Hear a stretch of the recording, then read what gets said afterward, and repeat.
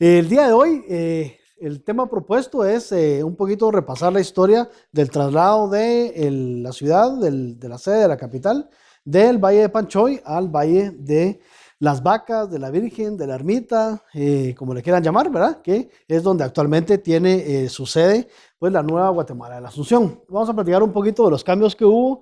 Hubo cambios, obviamente, políticos, ¿verdad? Hubo también cambios económicos y tuvo también un impacto social muy poco estudiado y que es también bastante interesante. Como primer antecedente, solo un breve repasito. Eh, ¿Por qué se producen los terremotos? Pues básicamente era por la fricción de las placas tectónicas y hay varios tipos de terremotos. Yo le voy a dejar a Martín la presentación para que ustedes lo puedan leer más despacito, pero la idea era para que recordáramos nuestras clases de geografía, ¿verdad? Que el mundo está formado por plaquitas tectónicas que se rozan, se chocan o se montan una sobre la otra y eso es lo que causa los terremotos. Esto es importante, digamos, recordarlo porque una de las razones de trasladar, o uno de los motivos más bien, de trasladar el asiento, perdón, de la capital al nuevo valle fue porque se le echaba la culpa a los volcanes, ¿verdad? Y después vamos a ver qué craso error, porque se fueron a meter, salieron de sartén para quedar a las brasas, pero lo vamos a ver bastante más adelante. Entonces, como primer repaso, aquí están los tipos de ondas sísmicas y se los voy a dejar para que lo vean más despacito. Bueno, como primer, digamos, punto, pequeños antecedentes. Este es el Valle de Panchoy. Interesante, es un valle tipo olla, ¿verdad? Con una vertiente y una inclinación de salida al sureste, que es donde el valle continúa, busca la Boca Costa o sigue para Chimaltenango. Eso también, digamos, es importante porque el Valle de Panchoy en su momento fue escogido, digamos, no solo porque estaba cerca de Ciudad Vieja cuando se destruyó la segunda sede de la ciudad, sino también porque en el Valle de Panchoy confluían varios caminos y servía, digamos, el Valle de Panchoy como un tipo de sede comercial y que muy convenientemente quedaba cerquita de la ciudad de Ciudad Vieja, ¿verdad? A una legua, perdón, de Ciudad Vieja y se escogió entonces este nuevo valle para que acogiera la ciudad. La ciudad estuvo en el Valle de Panchoy alrededor de 233 años, ¿verdad? Justamente estaban todos muy satisfechos con lo hermoso que era la ciudad. Uno de sus grandes propagandistas fue el famoso viajero Thomas Gage, ¿verdad? El irlandés. Todos, me imagino que más o menos que reconocen la historia, era un fraile irlandés católico, que es perseguido en Inglaterra por ser católico. Él reconfirma su fe y es perseguido y pide permiso para viajar a América y él escribe un libro que se llama Los viajes de Thomas Gage por la Nueva España, donde le dedica la segunda parte de su libro a su viaje por Guatemala. Cuando uno lee el libro, que es un libro fantástico que se les súper recomienda, cuando uno lee el libro sorprende, a diferencia de otros viajeros, lo benévolo que es Thomas Gage con Guatemala. Todo le gusta, que los volcanes son lindos, que el cielo es hermoso, que hay agua, que hay comida, que a los indígenas son la mano de obra ideal, que no hay negros, todo le gusta de Guatemala. Y luego se supo que era porque en realidad él era un espía de la corona británica y lo que él estaba haciendo era propaganda para que los británicos se interesaran por los territorios de la América Española y nos invadieran. Entonces, esa era una amistosidad aparente. Y otro dato interesante de Thomas Gage es que él vive en la ciudad de Santiago, pero también lo mandan de misión a vivir 5 años al Valle de las Vacas. Y él vive ahí durante 5 años y él tenía dos residencias, una en Misco y una en Pinula, en Santa Catarina Pinula. Y es interesante, digamos, todo el relato, que es la segunda parte de este segundo libro de sus viajes, donde él cuenta cómo era la vida, digamos, en el Valle de las Vacas y donde él vivía. Y él cuenta que se traslada de Misco a la otra esquina del valle, a Santa Catarina Pinula. Entonces hay descripciones bastante interesantes de el Valle de las Vacas. Les voy a leer una descripcióncita, son 2 párrafos.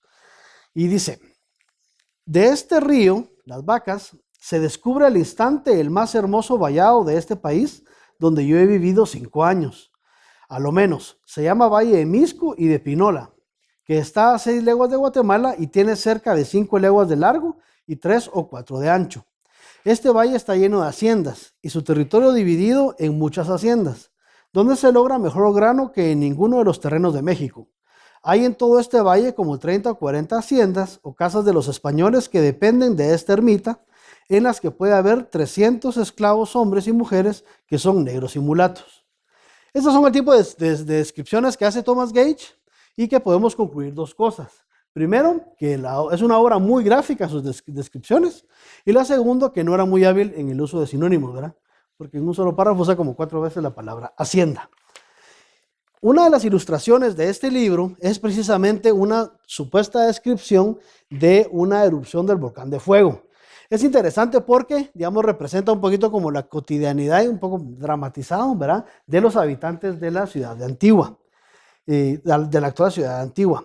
Sin embargo, habría que decir que, digamos, el dramatismo de este grabado se explica por la razón que hubo terremotos, antes de los de Santa Marta, hubo terremotos o temblores fuertes en 1565, en 1577, en 1586, en 1607, en 1651, en 1663, en 1689, en 1715 y en 1717, los famosos terremotos de San Miguel. Entonces, en realidad, digamos, cuando después vamos a ver la figura de Martín de Mayorga y muchos le van a querer recordar a su progenitora, cuando él decide trasladar la ciudad, él lo hace en realidad porque la ciudad sí se había dañado a lo largo de todos estos terremotos, y también la coincidencia que el mismo día que él asume como presidente de la audiencia y gobernador, ese mismo día hay un gran temblor. Cuando lo salen a recibir a la hacienda del Cabrejo y cuando entran a la ciudad hay un gran temblor. Entonces, digamos, él obviamente ya estaba predispuesto sobre el comportamiento telúrico de la ciudad. Esta es la ciudad de Santiago de Guatemala, hoy llamada Ciudad de Antigua, en su momento de mayor esplendor. La ciudad de Santiago llegó a tener alrededor de 60 a 70 mil habitantes en su época más floreciente. Esto sin tomar en cuenta, digamos, todos los poblados de los alrededores, ¿verdad? Donde habían necesariamente los más cercanos, que habían sido encomiendas, y luego los famosos poblados de milpas altas, ¿verdad?, que eran los territorios que estaban ubicados en las partes altas del valle. Habíamos visto, ¿verdad?, que el valle es como una olla, entonces en las partes altas también se habían constituido poblados. En la ciudad de Santiago de Guatemala, en esta época, había llegado a tener alrededor, y este es un dato súper importante porque nunca más se volvió a repetir, había llegado a albergar 3,000 talleres de tejedores. Guatemala, hasta 1773, se había convertido en uno de los principales proveedores de paños y de tejidos de lana hacia México. Ha sido el único momento en que Guatemala ha sido comercialmente importante para México a la inversa, porque exporta y no porque importa. Ahora nos llenamos de gamesa y de un montón de cosas de mexicanos, y antes nosotros exportábamos, digamos, este tipo de productos textiles hacia México.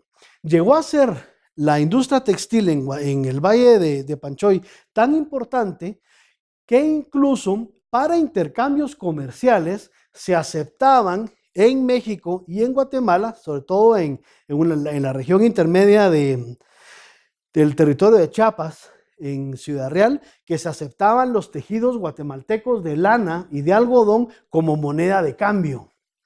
Como antes era, ¿verdad?, las monedas eran en metálico y acuñadas, era sumamente difícil trasladar la moneda, ¿verdad? Habrá sido un fastidio andar uno con una, no con billeteras, sino con monederos o con costales o con, ¿verdad?, cajas de monedas, y entonces se hacían equivalentes en paños de lana o de algodón. Así de importante llegó a ser, digamos, la industria textil del Valle de Panchoy. Todo esto, obviamente, pues, lastimosamente termina con los terremotos, y vamos a ir viendo cómo se va comportando entonces la economía. Este es un grabado de un viajero ya de cómo se miraba la ciudad.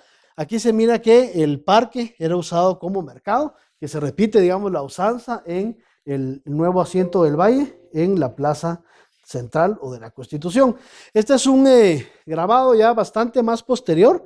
Este ya es del siglo XIX, donde se mira que también, verá, el parque era usado como una sede pues mercantil, muy, digamos, de la costumbre prehispánica, donde la plaza era considerado un tiangue o tiangus, ¿verdad? Que era el mercado. Tanto que hay muchas ciudades en Guatemala, sobre todo cuando uno lee las relaciones geográficas, que hay muchas ciudades del altiplano que ni siquiera se molestaban en ponerle qué nombre era, sino había un tiangus grande, había un tiangus pequeño, un tiangus mediano, que era información para el viajero. Y digamos, no necesitaban ponerle nombres de Chimaltenango o el que fuera, sino simplemente si el mercado era grande, mediano o pequeño, para irlo identificando. Y aquí otro detalle interesante es, ¿verdad? Obviamente el medio de transporte es la mula, aunque también hay que decir que en Guatemala, hasta ya bien entrado el siglo XX, también se usó siempre como para usar carga al indígena, ¿verdad? Incluso había un servicio que se pagaba, algunas comunidades lo pagaban, que era el servicio de tameme o tlameme, que era el cargador. Ustedes se acuerdan, pero mis abuelitas siempre hablaban del famoso cacaste, ¿verdad? Que tenés un cacastal de cosas ahí guardadas. El cacaste era un armazón de madera que se usaba como mochila, pero que se servía para cargar bultos, ¿verdad? De una forma un poco más cómoda.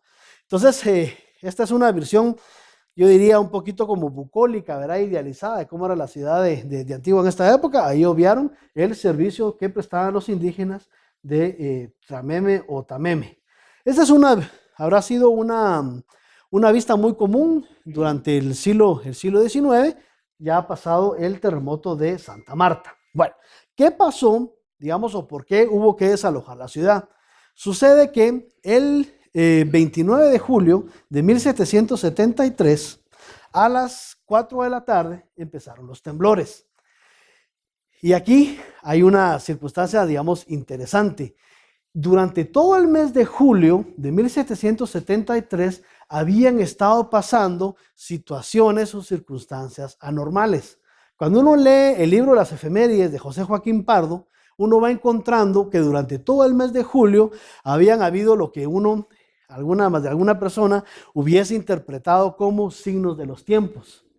El río Pensativo se sale de su cauce, inunda la parte occidental de la ciudad. Luego hay un temporal, llueve y truena bastante durante varios días, y luego viene esto parecía como las plagas del Éxodo, hay una plaga de langostas que se comen los cultivos de los alrededores. Y entonces había un presidente interino aquí en la ciudad, él manda a comprar abastos fuera de el corregimiento del Valle. La ciudad de Antigua y luego en la Nueva Guatemala de la Asunción se suministraba en su alimento y en un montón de productos de subsistencia con un sistema que se llamaba el corregimiento del Valle, que eran 7 u 8 valles interconectados: el Valle de Petapa, el Valle de las Vacas, el Valle de Misco, el Valle de San Lucas, varios valles interconectados que estaban obligados a venderle sus productos agrícolas o no solo agrícolas, sino también forestales a la ciudad de Antigua. Entonces, por ejemplo, San Lucas, que está aquí nomás, ¿verdad?, estaba obligado a venderle a la Antigua el trigo y el maíz.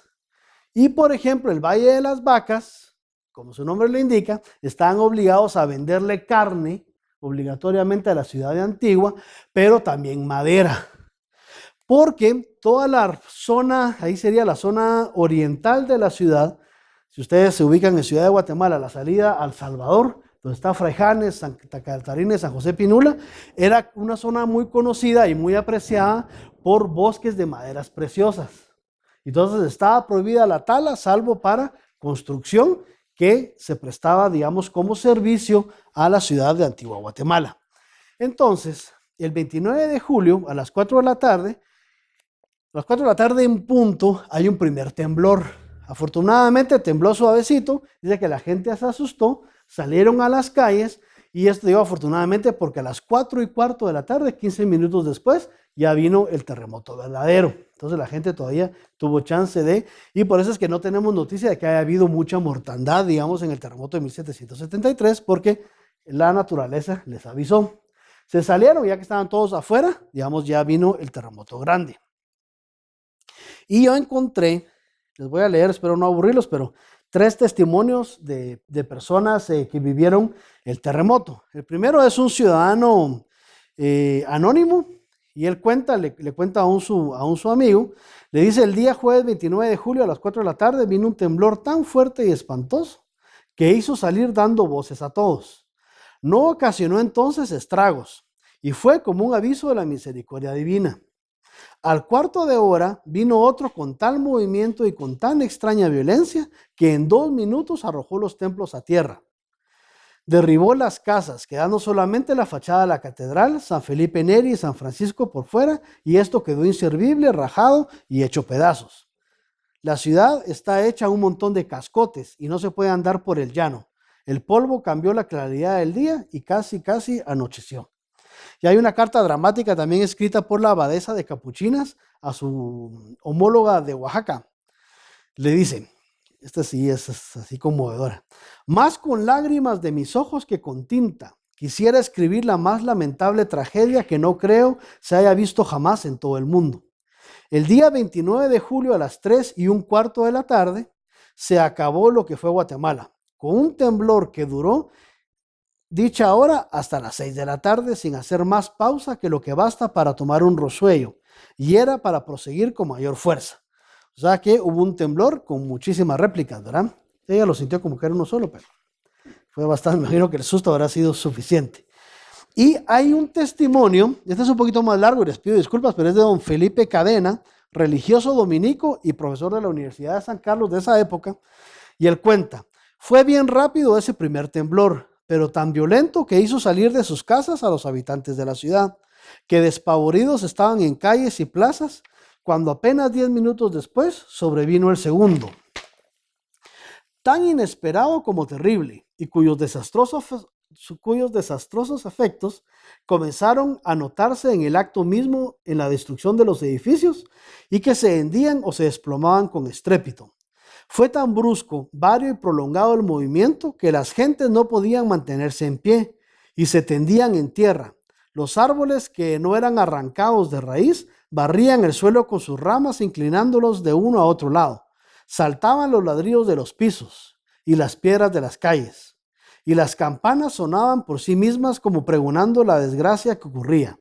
El terror de que estaban todos poseídos, pues nadie pensaba más que en salvar la vida, y la densa nube de polvo que formaban los fragmentos caídos de los edificios impidieron aquella tarde medir en toda su extensión el mal causado. Sofocados por el polvo murieron muchos, y otros entre las ruinas, porque creyendo algunos huir del peligro, iban más bien a buscarlo al interior de las casas, que les caían encima. Tan turbados estaban los ánimos. Entonces sí, era bastante gráfico el relato. Una vez destruida la ciudad y casi de inmediato, el excelentísimo presidente Martín de Mayorga, que es el caballero que tenemos aquí, él convoca en un rancho en el parque, en la plaza central, al ayuntamiento 2 días después de los terremotos, y un poquito como para hacer recuento de daños, y encuentran con que la ciudad se encuentra aislada. Habían habido derrumbes en la actual Cuesta de las Cañas, habían habido también derrumbes en la salida hacia Ciudad Vieja, y entonces había peligro también de que la ciudad se quedara desabastecida, digamos, de alimentos. Y también se habían reventado las cañerías, de las pocas cañerías de agua que habían, las fuentes se habían destruido, entonces había como bastante peligro de alguna enfermedad, ¿verdad? De algún brote pandémico o epidémico. Y dado que había habido una larga historia de temblores, se había pensado ya desde hacía varios tiempos trasladar la ciudad y se tenían como varias opciones. Para los terremotos de 1717 se había casi decidido trasladar la ciudad al Valle de Chimaltenango, pero al final no se pusieron de acuerdo, dijeron que era más barato que reconstruirla y decidieron, digamos, quedarse. Ya para 1773 las circunstancias políticas del reino habían cambiado y para efectos políticos, para el rey y las autoridades, digamos, civiles del reino de Guatemala, convenía trasladar la ciudad. No obstante que la ciudad era rica, ¿verdad? Que estaba bien desarrollada, que era económicamente bastante desarrollada, ellos veían con preocupación el peso que tenía la iglesia sobre la vida de los antigüeños y sobre las decisiones políticas. En esa época, el que representaba los intereses de la iglesia era don Pedro Cortés y Larraz. Y entonces, dentro de la corriente, aquí digamos, ubiquémonos en el tiempo, 1776, ya estaba en plena, digamos, boom, por darle algún calificativo, la Ilustración, ¿verdad? Ya había pasado la crisis monárquica de los Austria, ya había llegado la nueva casa gobernante Borbón, ya había mucha influencia francesa en España, ya se leían, digamos, a los filósofos franceses. Entonces había toda una corriente de regeneración donde se cambia, y esto es bien importante de comprenderlo, se había cambiado la explicación del porqué de la presencia de los españoles en América. Si ustedes se recuerdan de 1500, habrá sido de 1512, si no estoy mal, cuando se dio la famosa discusión en Burgos, o fue, no, 1522, perdón, la discusión de Burgos entre Fray Bartolomé de las Casas y los que se oponían a la humanización de los indígenas. La explicación de la presencia de los españoles en América había sido el tema de la expansión de la fe. Es decir, los conquistadores no habían venido a conquistar, sino que ellos habían venido a cristianizar a todas estas personas que vivían en pecado por no estar convertidos al cristianismo. Y entonces, en pago por este sacrificio de lucha evangélica, se les permitía, digamos, beneficiarse económicamente de la presencia en América. Una vez liquidado, digamos, o un poquito superada la explicación teológica en la Ilustración, un poquito, si ustedes se recuerdan, el principal efecto de la Ilustración en América es el desplazamiento de Dios, ¿verdad? Para centrarse en las explicaciones humanas. Entonces, a partir de 1750, más años menos, la explicación o la justificación de la presencia de los españoles en América ya no es una cruzada, ¿verdad? Ustedes se recuerdan que los conquistadores que vienen en el siglo XVI todavía vienen imbuidos de verdad del espíritu de cruzada, de la reconquista, sino que ya más bien ya es un proceso racional en el cual la nueva versión que justifica la presencia de los españoles en América es que ellos vinieron, conquistaron y los guatemaltecos se dejaron conquistar.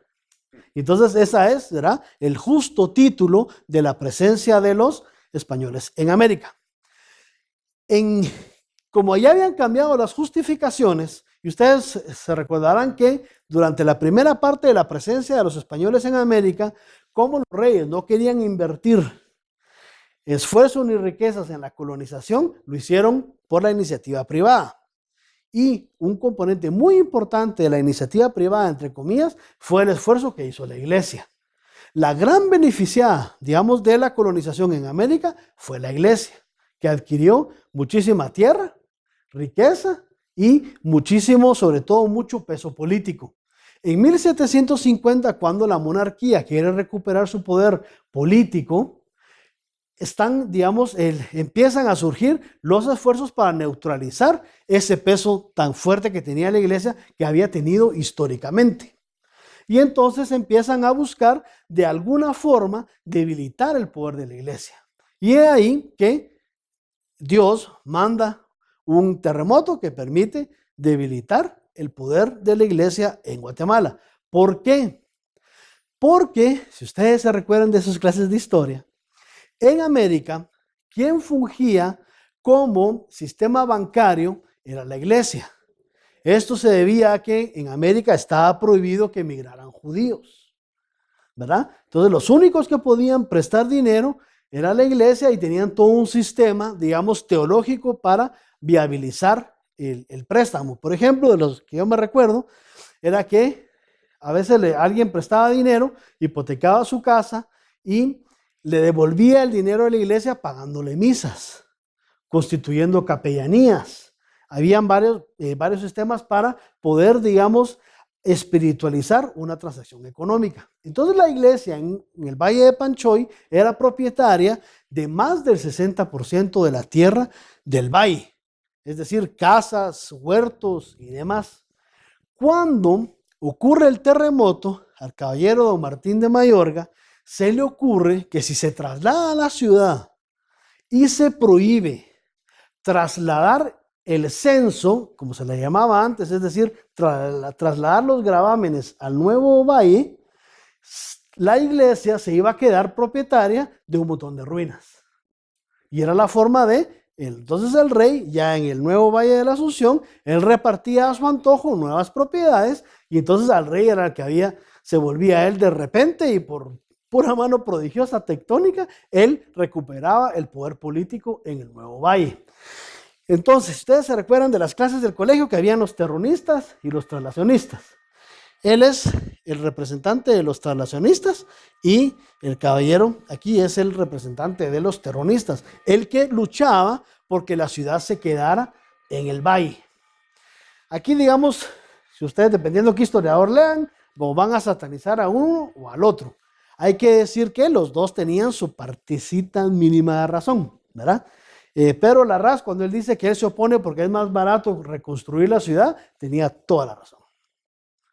Y don Martín de Mayorga, que decía que la ciudad era demasiado inestable, que dados los registros históricos, la ciudad estaba construida sobre territorio inestable, también tenía razón. El problema es que el remedio salió peor que la enfermedad.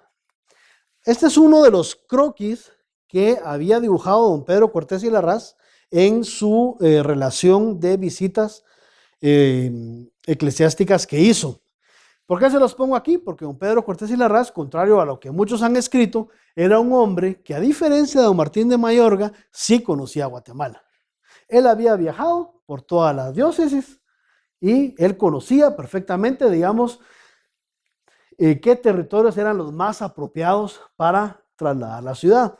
Tanto que en algún momento en que Pedro Cortés y Larraz acepta que hay que trasladar la ciudad, él sugiere que la ciudad se construya en el Valle de Jumay o en el Valle de Jalapa, digamos, muchísimo más al oriente del territorio guatemalteco que del que escogieron. Y la razón por la que él escoge esos territorios es porque él dice que en el Valle de Jumay, donde hay un poquito de calorcito, qué bueno que no se fueron ahí, o el de Jalapa, era porque había abundancia de agua, que era una de las condiciones, si ustedes se recuerdan, de las fundaciones de las ciudades que había emitido el rey Felipe II. Y entonces no eran territorios ajenos para él. La opción que pareció más atractiva fue el Valle de las Vacas, de la Ermita o de la Virgen. Aquí, digamos, la perspectiva no es la misma que en la foto anterior del Valle de Panchoy, pero sí es significativo que se ve que el valle es muchísimo más amplio, ¿verdad? Era aproximadamente 7 veces, el Valle de las Vacas es como 7, 8 veces más grande que el Valle de Panchoy. Entonces se les antojó a ellos que era una, digamos, de las opciones más viables para trasladar a la ciudad. Había varios criterios para escoger asientos de las ciudades. Si ustedes se recuerdan, cuando los españoles civilizan, entre comillas, el territorio guatemalteco, establecen las famosas reducciones, ¿verdad?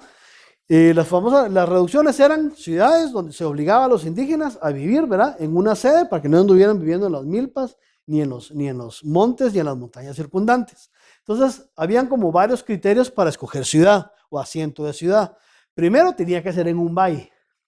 ¿Por qué?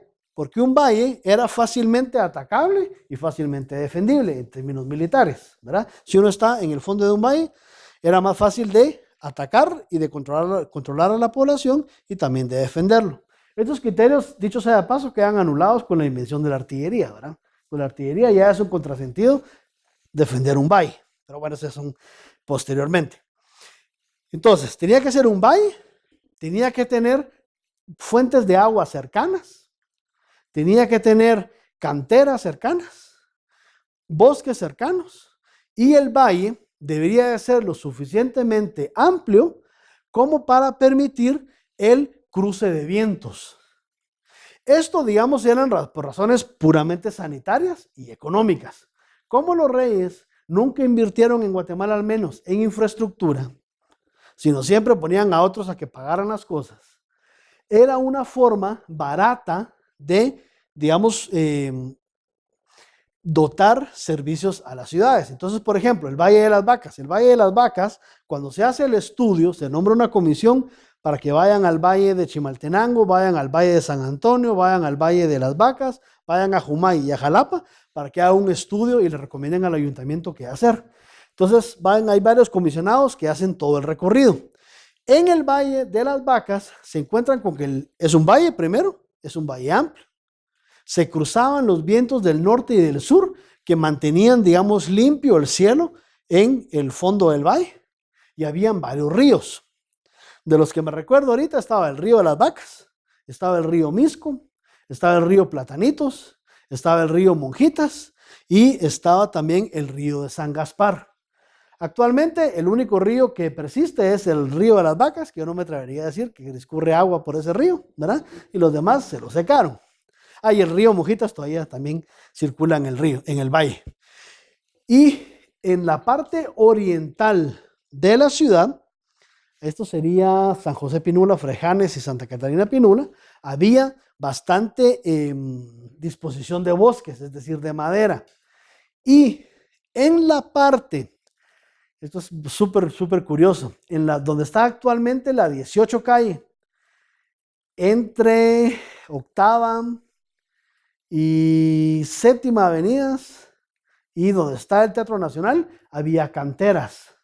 Tanto que el edificio El Cielito, si ustedes lo reconocen, en el centro de la ciudad, donde había un bar que se llamaba el Bar Carby, que servían boquitas de conejo, ahí había un montículo de Selecto, que cuando la ciudad fue construyéndose, a medida que se iba reasentando la capital en el Valle de la Asunción, se fueron comiendo el cerro. Entonces construyeron ahí un edificio. Frente a la Policlínica del IX hay un edificio grande, celeste, que es de toda una manzana, que es uno de los primeros edificios de apartamentos de la ciudad. Ahí se construyó ese edificio aprovechando el Selecto que proveía ese montículo. Este es un plano bastante general del Valle de las Vacas de las primeras medidas. Aquí, digamos, ¿por qué lo traje? Porque la referencia siempre más importante del Valle de las Vacas era el Cerrito del Carmen, ¿verdad? Con su ermita. La ermita del Carmen había estado ahí en el valle desde 1620. Es más o menos la fecha en que se construyó la primera edificación en la cima del Cerrito del Carmen. Y era un lugar, digamos, importante porque ahí llega una imagen de la Virgen de la Asunción, pero también porque esa ermita, yo creo que conseguí una foto más clara. Sí. Esta ermita, cuando es construida, si ustedes se dan cuenta, pareciera también una reminiscencia de un fuerte. Esto es así porque en el Valle de las Vacas, en un principio, cuando se construye la ermita, había solo poblaciones indígenas en el valle. Estaba Santa Catarina Pinula, estaba Misco, estaba Chinautla y había otro poblado pequeño, el que ahora es Fraijanes, que dominaban el valle. Y entonces cuando los españoles empiezan a colonizar, digamos, los valles cercanos, algunos establecen sus haciendas en el Valle de las Vacas, pero vivían un poquito como en territorio comanche, ¿verdad? Donde no del todo, ¿verdad? El español estaba en minoría frente a la población indígena, y entonces siempre había desconfianza. Y ahí esto es una cosa que les digo a mis alumnos siempre, que la historia de Guatemala y el racismo guatemalteco no se explica si uno se olvida que siempre hubo miedo de un levantamiento indígena. Siempre. Por la sencilla razón que cuando 520 españoles conquistan Guatemala, conquistan un territorio de 3 millones de indígenas. Entonces, siempre hubo miedo de levantamientos indígenas, desde 1524 hasta la firma de la paz, ¿verdad? Hasta ese momento ya el guatemalteco se relajó y dejó que el indígena se integrara un poquito en la vida. Tampoco, ¿verdad? Siempre hubo ese miedo. La razón entonces es que la ermita de la Virgen se servía como fuerte, como protección. Si ustedes visitan la iglesia, un su domingo ahí de ocio que tengan y pueden ir al Cerrito del Carmen, se van a dar cuenta que hasta la torre del campanario pareciera una torre de vigía, ¿verdad? En realidad está concebido como una construcción militar. Esta es una visión un poquito más amplia del Valle de las Vacas, con todos los territorios que se tuvieron que comprar. El Cerrito del Carmen está como por aquí. Y Estos, digamos, todos los territorios que se tuvieron que comprar. Estas eran ya las ciudades o poblados de indígenas ya existentes alrededor del valle. Si se dan cuenta, digamos, aunque es en dos dimensiones, se trató de repetir, digamos, en el plano, la sensación de que era un valle bastante extenso y, digamos, conveniente. Cuando se decide el traslado de la ciudad, bueno, hay unas grandes discusiones porque unos se quieren ir, otros se quieren quedar. Al final el rey envía una real cédula pidiendo que todos se vayan de ahí, que les va a quitar todos los privilegios a la ciudad de Santiago para que se trasladen al nuevo asiento y que, si es necesario, le indican a don Martín de Mayora que si es necesario dinamite las construcciones que quedaron, porque mucha gente había empezado a reconstruir las casas.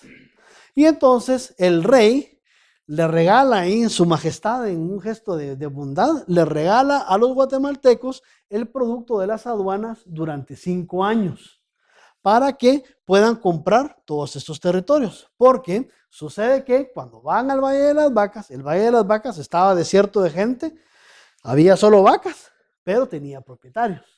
Y había 2 señores poderosísimos que eran los dueños de uno de una mitad y el otro de la otra mitad del valle. Un señor de apellido Arribillaga y un señor de apellido Labarreda. En Ciudad de Guatemala todavía ustedes pueden visitar la sede de la finca del señor Labarreda.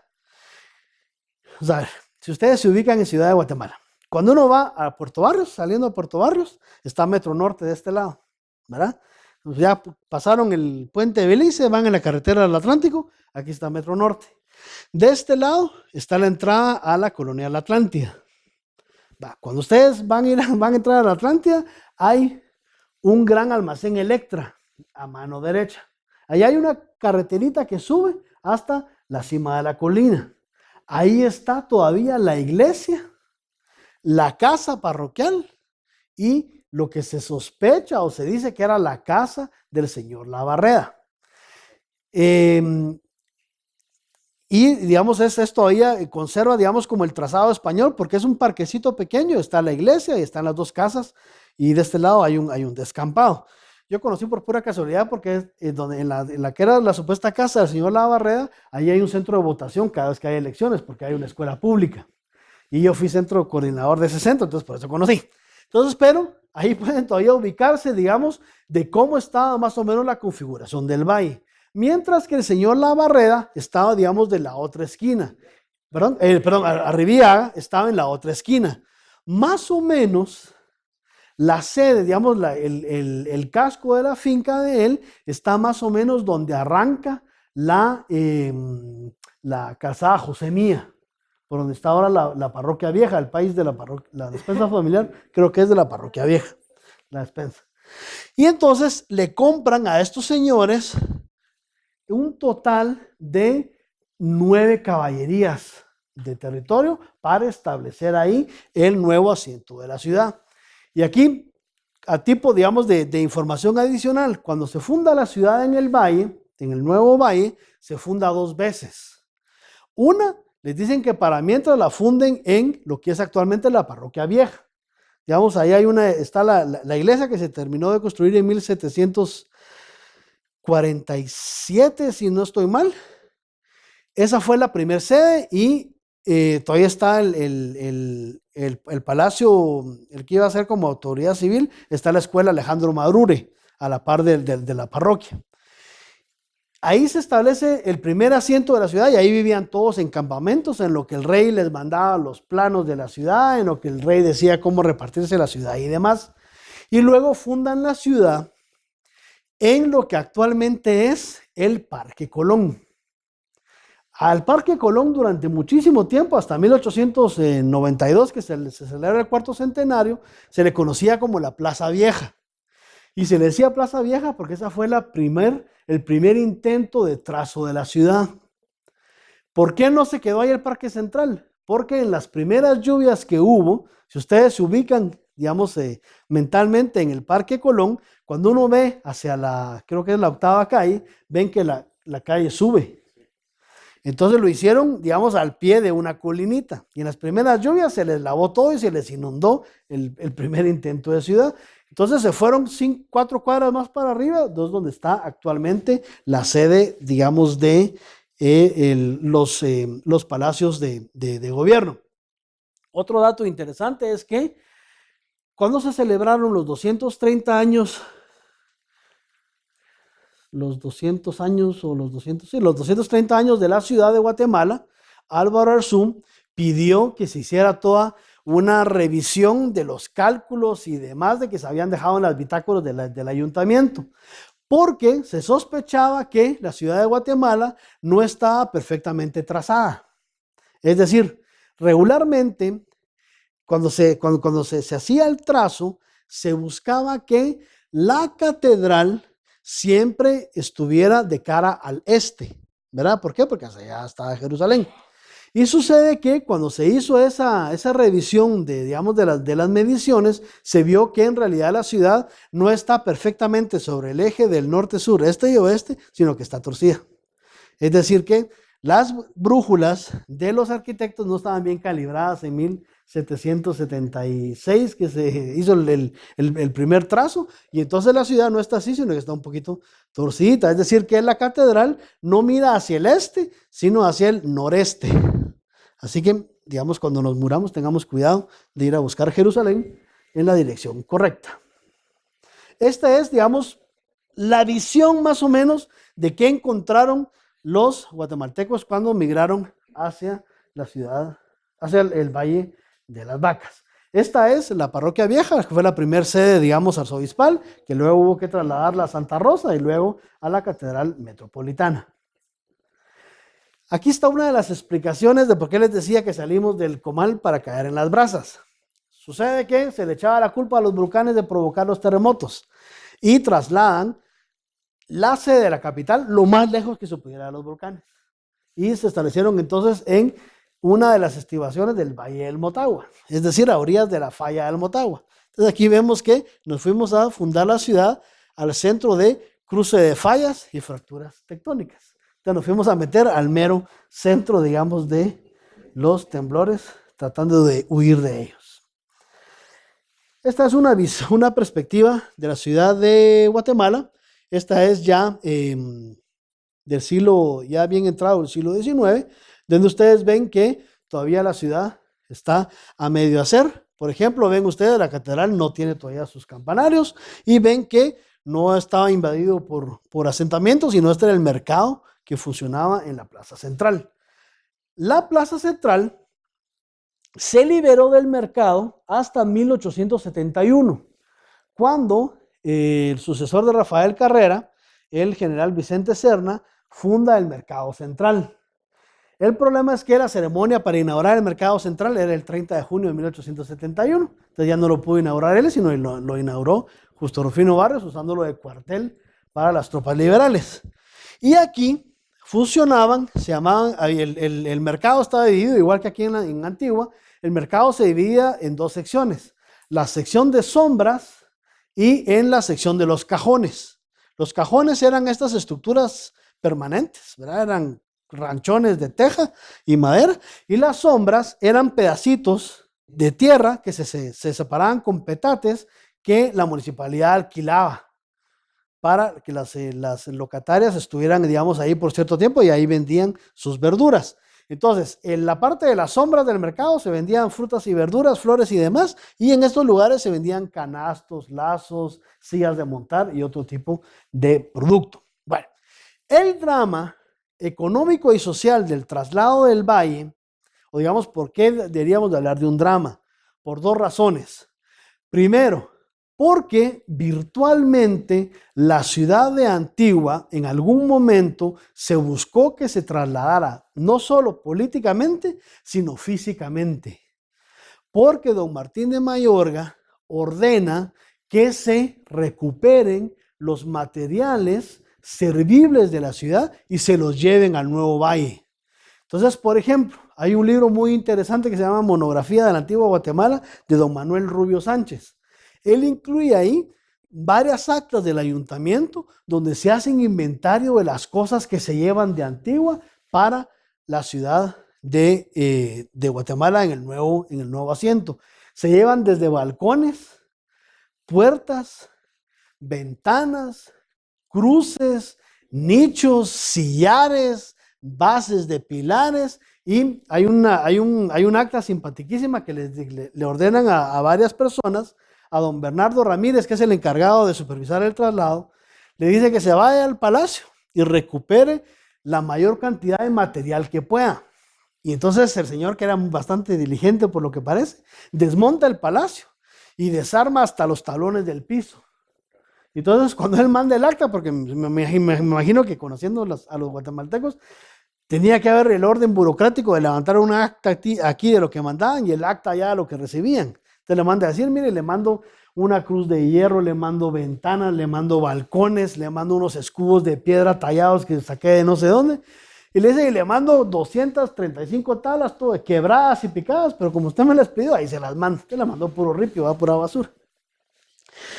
El impacto de esto, digamos, tuvo sus consecuencias. Primero, que dejan a la ciudad, en realidad, digamos, que no había, o sea, se había dañado, pero que tal vez puede haber sido recuperable, la terminan de desmontar. Y luego, el esfuerzo físico y económico de trasladar los materiales para allá. Recuérdense que no habían camiones, ahí no habían, ¿verdad?, sus Caterpillar para transportar cosas. Todo era o a lomo de mula o a lomo de tlameme, ¿verdad? Y hay una noticia interesante. El 23 de agosto de 1773 empiezan las quejas, ¿verdad? Porque el guatemalteco va a la diaco para todo. Aquí fueron al ayuntamiento a quejarse. Y dice, empiezan a tenerse noticias del encarecimiento de los transportes. La mula de carga, que antes del terremoto costaba de Villanueva a la Ermita de 3 a 4 reales, este día vale de 18 a 20. O sea que se dispararon los precios, ¿verdad? ¿Qué manda? Un mes después. Y se empieza a reportar, pero mire, es que el guatemalteco es tremendo, ¿verdad? Bueno, el ser humano es tremendo. Empieza a haber especulación de bueyes. Se desaparecen los bueyes del valle de Panchoy y de la Ermita y se los llevan a Escuintla. Y entonces tienen que mandar a soldados a recuperar los bueyes porque estaban, ¿verdad?, jugando a la especulación, ¿verdad? Y entonces ahí hay unas quejas simpáticas de un señor que dice, mire que me quitaron a mí 19 bueyes y que lo que van a hacer es que se los van a parar comiendo y no los van a usar de carga. Lo que dicho sea de paso, pasó. Se comieron a los bueyes y no le pagaron mayor compensación. Y otro impacto económico, bueno, dos impactos económicos y sociales también muy importantes es que tras la destrucción de la ciudad de Antigua, la, digamos, economía textilera desaparece por completo, por la sencilla razón que los antigüeños que migran hacia el valle nuevo de la Asunción, no tiene sentido que se dediquen a confeccionar telas, porque primero la economía estaba completamente derrumbada, ¿verdad? Nadie les iba a comprar las telas, y segundo, lo que se necesitaban eran albañiles y carpinteros. Entonces la gente abandona sus oficios y se vuelven todos albañiles y carpinteros. Y entonces las consecuencias del terremoto de 1773 todavía las detectamos el 15 de septiembre de 1821. ¿Por qué? Porque cuando se declara la independencia, don Gabino Gainza, ordena que se haga un cierre de caja de las cajas reales para saber con cuánto dinero iban a empezar. Gabino Gainza del 14 de septiembre le deja a Gabino Gainza el 15 de septiembre 64 pesos de oro para iniciar la vida independiente. Empezamos, ¿verdad?, con puras cascaritas de huevo y con puras, ¿verdad?, cascaditas de nuez. 64 pesos. Es el cierre de caja. Esto es porque a raíz del terremoto de 1773, como la ciudad se estaba recuperando y se estaba haciendo el gran esfuerzo de trasladar físicamente la ciudad, digamos, al nuevo asiento, necesitaba toda la inyección de dinero que se pudiera. Y se le obliga a México a pagar 3,000 pesos de oro, no me acuerdo si eran mensuales o bimensuales, para sostener el gobierno de Guatemala. Como el rey no perdía, ¿verdad? El rey decía quiénes pagaban, pero nunca pagaba. Y entonces, a partir de 1773 hasta 1821, México le mandaba dinero a Guatemala porque Guatemala no se había recuperado económicamente. Yo estuve revisando varios libros de historia económica y es interesante que pasan de puntillas sobre el tema del terremoto. Pero sí encontré que, según don Valentín Solórzano y don Ernesto Chinchilla Aguilar, la economía guatemalteca empieza a recuperarse del terremoto de 1773 hasta 1860, que es la primer cosecha exitosa de café que logran exportar la familia Wild Ospina, que eran unos colombianos que se habían refugiado en Guatemala, hacia Hamburgo. Es decir, que casi 100 años le costó a Guatemala recuperar la economía. Y esto lo puede comprobar uno muy fácilmente cuando uno lee los testimonios de los viajeros. Los invito a leer a Arturo Morelet, a James Wilson y a John Stephens, que es un estadounidense. Ellos cuentan que la ciudad de Guatemala era una pena. Bueno, la nueva Guatemala de la Asunción era una pena. Porque encima de todo, no contentos con querer trasladar, ¿verdad? Esa ficción de querer trasladar la ciudad antigua de aquí al otro valle, también el rey ordena que los poblados de indígenas de alrededor de la ciudad de Santiago se trasladaran también al Valle de la Asunción.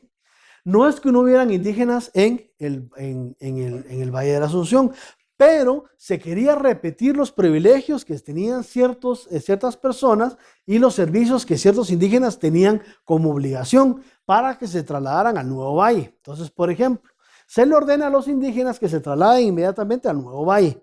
De esta cuenta, por ejemplo, en Guatemala todavía encontramos así como pequeños vistazos de lo que pasó. San Pedrito, donde antes se sacaban antecedentes policíacos, ahí en la zona 5. Eso es el intento de refundar San Pedro Las Huertas. ¿Por qué se trató de trasladar? Porque San Pedro Las Huertas tenía una obligación perpetua de venderle a la ciudad de Santiago hortalizas. Se traslada también, bueno, donde está el Parque Morazán. El Parque Morazán en su momento era el parque central del poblado de Jocotenango. Jocotenango tenía también obligaciones perpetuas para con la ciudad. Por ejemplo, estaba el servicio, que no era el único, sino era uno de tantos, el servicio de las chichiguas a la ciudad, que era un servicio de nodrizas. Jocotenango estaba obligado a prestar nodrizas para la ciudad y siempre hasta todavía mi abuela contaba que se decía que las mejores niñeras eran las que venían de Jocotenango. La ciudad, obviamente, cuando fue creciendo, se tragó todas estas poblaciones, pero todavía el Parque Morazán era el parque central de Jocotenango. Luego, si ustedes van a la Universidad Francisco Marroquín, se da una vuelta por Ciudad Vieja. Ciudad Vieja es también un poblado indígena de Nuestra Señora de la Concepción que se trató de trasladar hacia el Nuevo Valle. Y por último, a varios indígenas de Ciudad Vieja los obligaron a trasladarse donde ahora está la Villa de Guadalupe. ¿Por qué se llamaba la Villa de Guadalupe? Porque era de indígenas mexicanos. Entonces, para identificarlos, le pusieron la Villa de Guadalupe. ¿Por qué les digo que fueron intentos?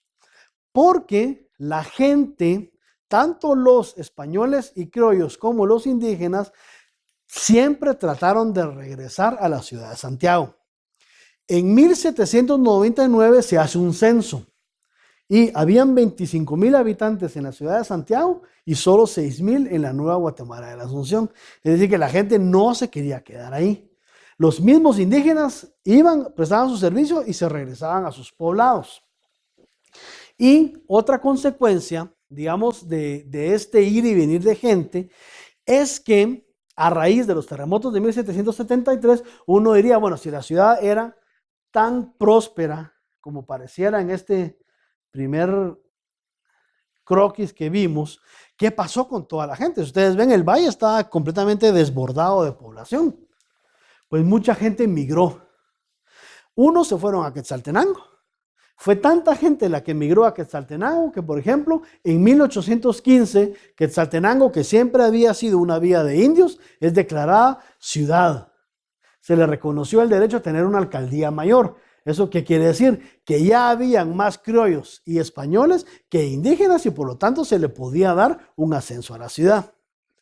Otras gentes se van a Chimaltenango, otros se fueron a Petapa, a San Miguel Petapa, otros se fueron a Matitlán, otros se fueron a Escuintla y hubo un buen grupo que se fue hacia Oriente, a Chiquimula y a Jalapa. Entonces virtualmente la población se disgregó y no todos se trasladaron al Valle de las Vacas, al nuevo asiento de la ciudad.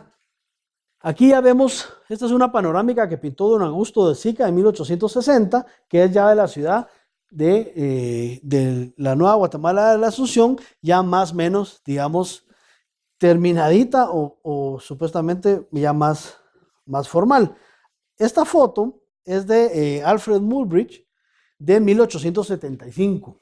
Si ustedes ven, en realidad, todavía los contornos del Cerro del Carmen eran bastante rurales, ¿verdad? O sea, la ciudad de Guatemala en realidad le costó muchísimo recuperarse tanto en población como en economía.